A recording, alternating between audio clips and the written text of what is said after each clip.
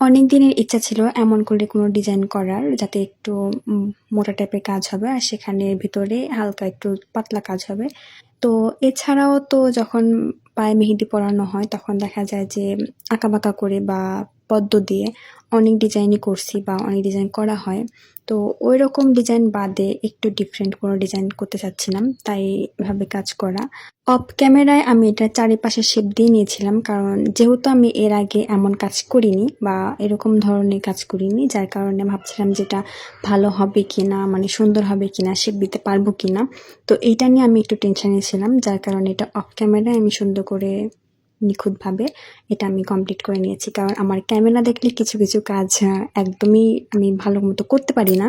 কারণ আমার কাছে মনে হয় যে আমাকে তো দেখতেছে আমি কিভাবে আঁকাচ্ছি এটাও তো সবাই দেখতে পাচ্ছে না, আমার কাছে এই জিনিসটা কেমন যেন লাগে।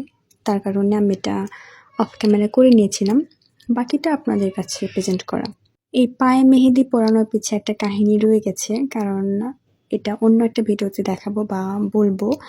আর হচ্ছে পায়ে মানে যেহেতু ছোট মানুষ সেহেতু ও বসে থাকতে চাচ্ছিল না, ও একবার শুচ্ছে, একবার ঠিকভাবে বসতিছে, আবার আমার মেহেদি দেয়া দেখতেছে।